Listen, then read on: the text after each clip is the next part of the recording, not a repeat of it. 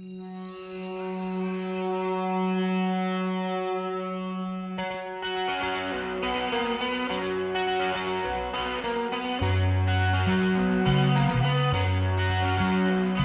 vinyl community, Jonas here, back to do recent vinyl finds, and I'm really under the weather.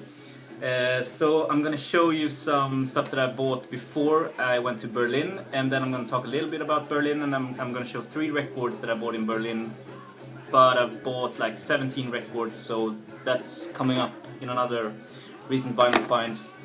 Those that I bought, killer stuff. Yeah, really killer stuff. But I want to listen to it first, so you know. But I'm gonna talk a little bit about Berlin in the end of this. First of all, Berlin. I got sick as a fucking brick in Berlin.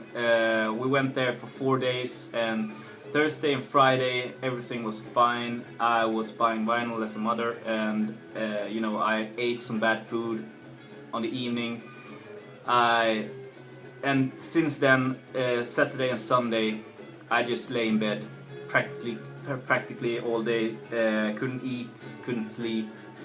It was like a fucking nightmare, and yeah, it was horrible. And I came home like last night, really late, so I couldn't go to work today. I've just been like sleeping and watching television today. I can eat now, but yeah, ate some bad German schnitzel or something. So yeah, so the first story I'm going to tell you about Berlin is I found some of the best vinyl I've ever bought. Not really, but really good stuff. And I did, as a collector, my worst mistake ever. You know, people are gonna for years on talk about me as the biggest fuck up in, you know, Western civilization, and I'm gonna tell you that right now.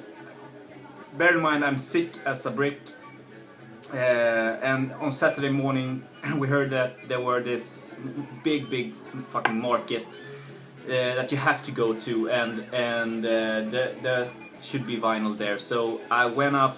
I couldn't eat. I just went on the train to go to this market, and I was so sick I couldn't stand, you know. So we went to this market. It was a small place, not as big as I hoped it would be, and they had some crates, like maybe 3 vendors, and I went to this crate. And also bear in mind that, you know, Germany, Berlin isn't the mecca of krautrock. They don't have the originals or early represses of them nowadays. It's just like the bootlegs. So every Can album you saw was the bootlegs that you see here in Sweden or in London or wherever you see them. They didn't have the originals. Some of them had originals, but they were like insane pricey, beat to shit. I found Tagomago, an original press, for like maybe $200. You know, they want $200 for it, and it was beat to shit. It wouldn't sound good, you know, stuff like that. So bear in mind that there's a lot of reproductions here. So I get to this vendor on this market. I couldn't stand, and I started flicking through the records, and it was just bootlegs. And I found a bootleg of one of my holy grails. You know, this record is like on the top fucking of my list. You know, insanely hard to find, and that's the Dead Man's fucking soundtrack by Neil Young. And I see this, and I just like immediately, I just feel in my gut that this is a bootleg. But I have never heard of a bootleg of the Dead Man soundtrack, so I'm like, is there bootlegs of this? I watched it. I haven't done the research on it because I never thought I would find a copy of it. It was 45 euros, so that's like $60 maybe, something like that, $65. So it was pretty pricey, and I watched, and I thought that the original press of that, the only press, you know, it was released in Germany and in US, I think, that it had a embossed light cover, really like.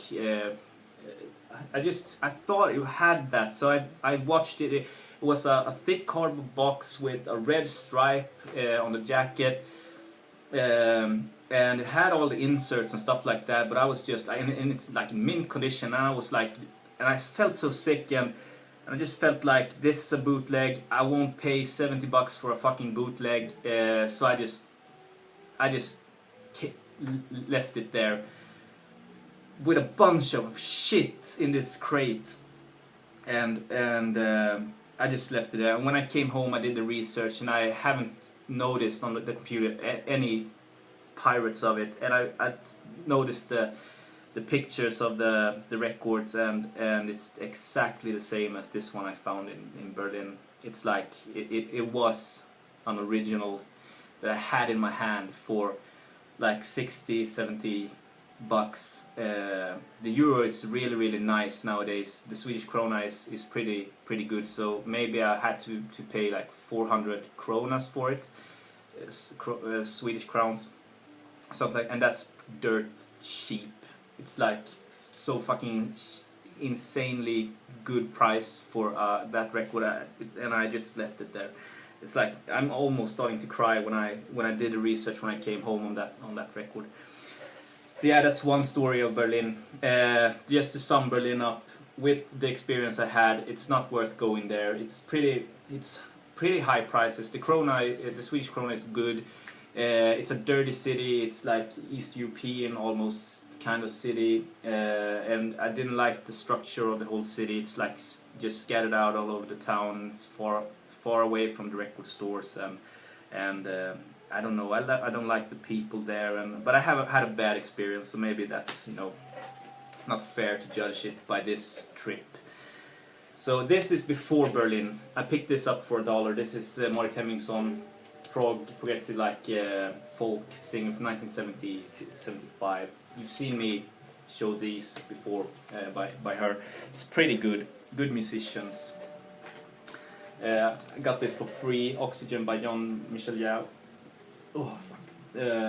On Motor Records. I've had this before, sold it with a bunch of records, but I wanted it again, so I just bought it. Got this for free as well, Manassas. This was really good. The Stephen Stills project, if you want to call it that. Chris Hillman. I think he was in the Birds maybe, something like that. This is their first one. It's a repress. Nice gatefold. Yeah, double LP set. Really good blues rock album. Really good. Highly recommended. If you find it for a good price, buy it. You won't be disappointed if you like Stephen Stills. I finally got my copy of this good repress of my Music on Vinyl by Miles Davis. 2 LP set. Sounds terrific. I got a bad copy of it. The corner was broke. They sent me a new one. It took like 2 months. I showed it on Recent Vinyl Finds back a couple of videos ago. So nice to have that one. I'm gonna keep that sealed until I get the urge to play it. Playing in the background is family, old songs, new songs, compilation of family songs. I showed that before. I didn't think back then that the sound quality of the record was any good. Then I changed my pickup on my needle on the turntable, and I want to give it another chance before I try to sell it or give it away or something like that. Sounds a little bit better than my last needle. That was really bad, but still feels like I'm gonna try to get the studio material instead. My mom gave me this when she was in London. I sent her a list. She found this Music on Vinyl. I think it's Music on Vinyl Back in Black that did the repress of this. Really, you know, Marilyn Manson, Mechanical Animals. One of my you know, the starting point back in the day, 1998, of like listening to more heavy music, but also like, yeah, it comes with two records. It's not a gatefold. It comes with 2 records. I think the original came like this. Everyone has a lyrics insert, and it's on regular black vinyl. It's the same with the other one, and I think this is a masterpiece of a record. His greatest record, in my opinion, the one that I can barely listen to, and I think it's like almost a 10. It's just, the songs are just so damn good. It's like glam metal in a way. It sounds very Bowie-like. I love that record to death. really happy to have it on vinyl. Got this for free as well. This is a folk prog record from Denmark called Dennis. It's on the BASF label. I think that's a German or a Danish record label to begin with. I just have one record, the Cartago record on BASF Records. There's the label. The vinyl was in pretty good shape. I got it for free. My friend who's in vinyl couldn't sell it on eBay, so he gave it to me. He didn't want to try it again, and I really liked it. It's folky, very experimental, and a fun Nordic like sounding prog folk record. Good to have in the collection. Really liked it. A couple of tracks had some pops and scratches on them, but I don't think I'll find a better copy soon. And the last one before I show the 3 Berlin finds is the Jill Scott Heron Midnight Band. Jill Scott Heron and Brian Jackson, The First Minute of a New Day. When I find Jill Scott Heron stuff, I'll buy them, and I got this for free by the same person. He couldn't sell it. I got another one that I haven't listened to yet, so I'm going to show that later. But I'm still searching for Jill Scott Heron's first one with The Revolution Can't Be Televised, I think the song is called, or the album, or both. I'm still looking for that one. Yeah, really nice condition on the Arista label. Sounded terrific, and it's funky and political spoken word. Yeah, really good. So 11 minutes. Okay, keeping this short. Now I just went with safe stuff that I knew I would like, because I didn't want to buy 50 records for $1 each in Berlin, because you have to take it home and you don't know what to do with the luggage on the plane, etc. So I bought really nice records that I really wanted, 17 of them, and all of them were pretty expensive. So I got some from my mom. She wants to buy me stuff, you know, and she's the best. So maybe I got home with records like for, you know, $350 worth of something like that, maybe. So I've been saving for a while to do this, and I find some killer stuff. The first one I played this just now. This is Fever Ray's album. So I went to Germany to buy a Swedish record, and this is a Swedish press. It comes with a lyrics sheet and just a black inner sleeve, black vinyl, nothing fancy. But I never heard this record. I've heard of it, so I knew I would like it. And I love Knife.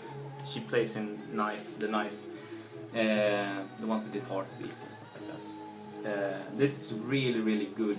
And I've seen like River showing this praising it. Really glad that I have it now. And it's the, like, you know, first press. I don't know if they did a second press, but the first press of the Swedish press. Really good. Now this was a killer find for about $20. I'm so happy that I got this. I saw it, I grabbed it right away. The guy had half the price on everything in the store. The jacket isn't, or the cover is in pretty bad condition, but the vinyl was in mint condition. And I'm talking about 5 Leaves Left by Nick Drake.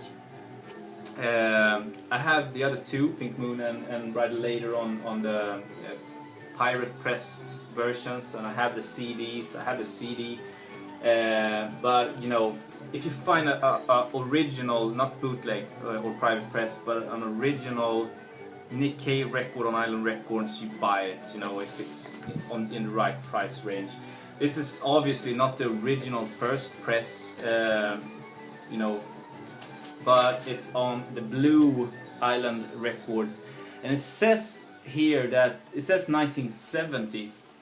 I don't know if this press is from the 1970, but if you know, please let me know. I found some on Pop Site that went for a good buck, you know, but this particular press isn't issued on Discogs, so I went for the next best thing there to just log my records. You know, I tried to log my records.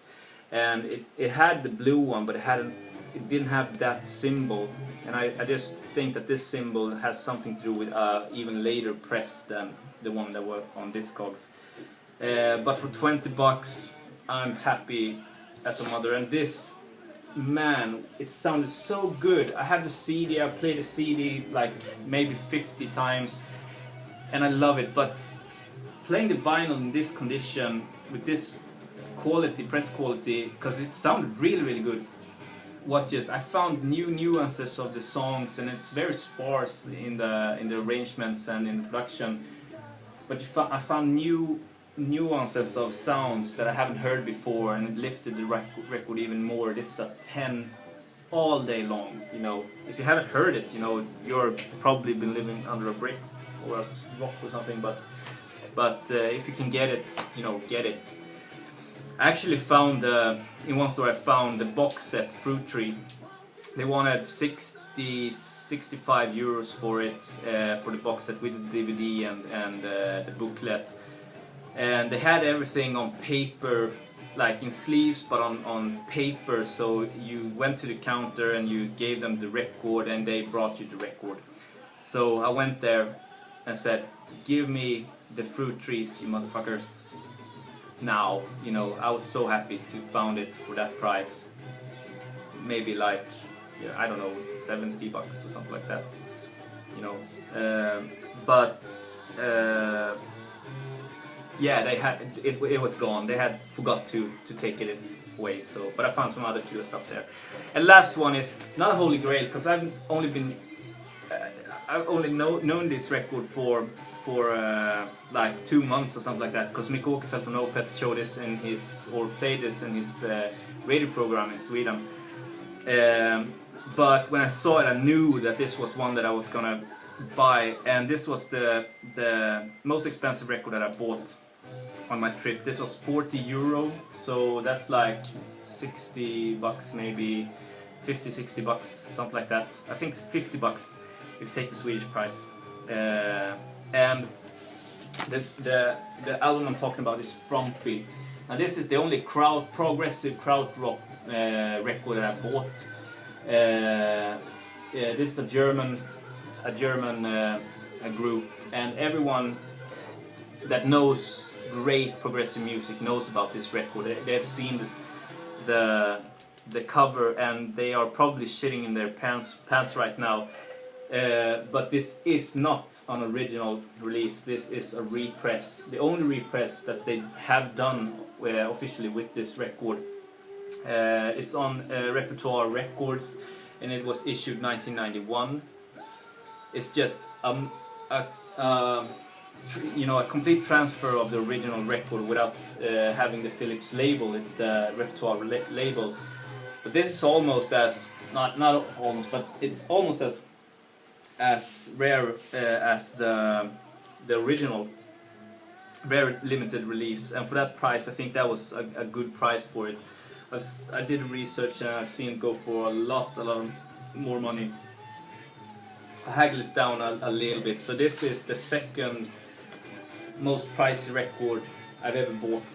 And the music, fuck me, it's good. The first side is just so damn good, so progressive, so heavy, almost at times blues rocky, and then it goes on to be more like a baroque folk progressive record. Excuse me. And yeah, it was just awesome. No guitar, it's just mellotron and organ that does the like lead guitar on it with solos and, you know, stuff like that. And they do it really well. And the singer, the girl on here, the singer, she's called Inga Rumpf. She has an amazing voice. So, you know, try to download this or check it out on eBay. If you like progressive rock, you'll love this, especially the singles or the first side, really. The second side is more jam-based, baroque, but it's heavy as fuck, the first side. So that's it, fuck, 20 minutes, yeah, sorry. I bought this as well on a trip, not the Berlin trip, but another trip. the DVD of Cream Royal Albert Hall. Yeah, the new concert there. 2-disc set. So yeah, I'm gonna go to sleep now. Maybe I'll check this out, and I'll be back in a couple of days when I listen to some more of the Berlin finds, and I'll tell you more about the stores that I went to, and if you want, I'll do that, and yeah, the stuff we did, and so on. But I just want to shoot a video. So have a nice day. Bye.